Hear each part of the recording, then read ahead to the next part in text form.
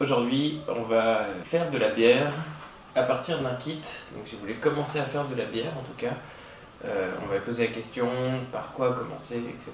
Si vraiment vous avez aucune expérience, très peu de budget, ne serait-ce que pour voir un petit peu ce que ça donne, moi en tout cas je vous conseille de faire ce genre de choses pour prendre les bonnes habitudes, de bien nettoyer le matériel, puisque la plupart du travail dans la brasserie, c'est de nettoyer le matériel.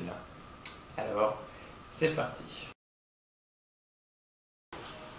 Alors, le matériel, le strict minimum dont on a besoin pour commencer à faire de la bière, bah déjà, c'est on appelle ça Oxybrew. Vous trouverez sans doute plein d'autres marques ou formes, en tout cas, c'est un nettoyant vraiment assez actif pour enlever les bactéries, parce que ce qui compte c'est de faire fermenter uniquement de la levure qu'on veut. Donc il faut absolument que ce soit très très propre, donc ça c'est essentiel. Ne lésinez pas là-dessus, c'est vraiment le cœur du, du problème entre guillemets de contamination, donc il ne faut vraiment pas hésiter là-dessus. Ensuite, je vous conseille, en tout cas, c'est un des kits comme ça où il y a à peu près 1,8 kg. En gros, c'est du concentré de malt qu'on fait fermenter. Donc vous pouvez acheter sinon un kit en grains. Donc je sais qu'il y a Nature et Découverte qui en fait.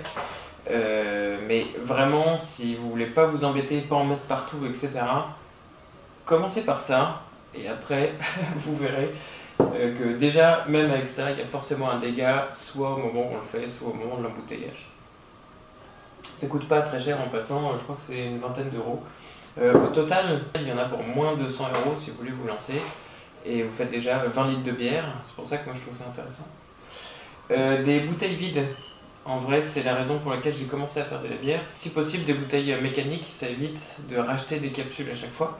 Mais si vous voulez avoir des capsules, vous pouvez en acheter, ça coûte pas très cher, c'est juste que ça prend une capsuleuse en plus.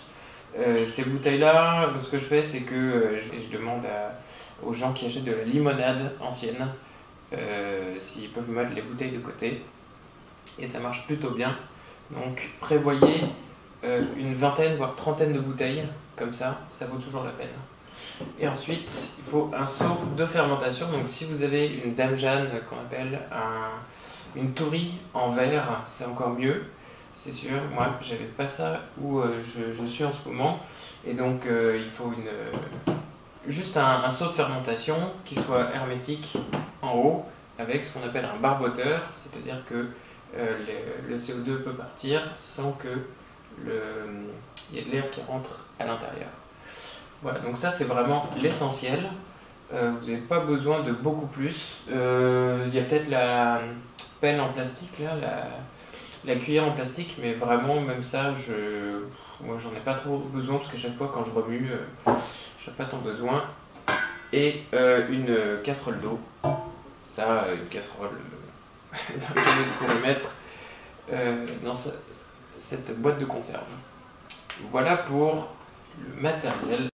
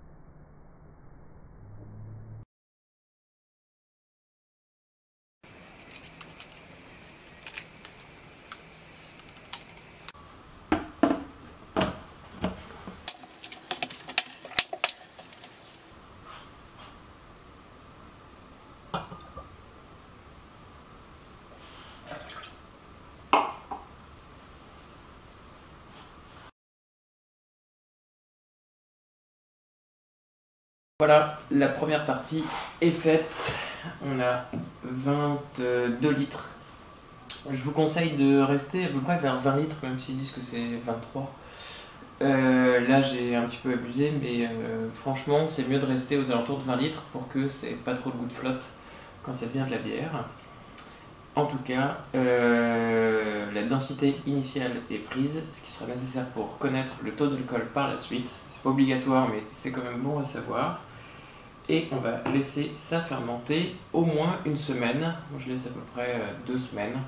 Je trouve que c'est le minimum pour avoir un goût correct. Et donc ça va faire ce bruit-là pendant 2 semaines. Donc c'est de temps en temps, ça va faire gloup gloup gloup. Et voilà. Ce qu'il y a dedans, vous pouvez le voir hein, si vous êtes curieuse ou curieux. Ça sent plutôt bon. C'est un petit peu sucré, donc c'est pour ça que tout le sucre va maintenant se transformer en alcool en laissant partir le CO2. Et la prochaine étape, ce sera l'embouteillage.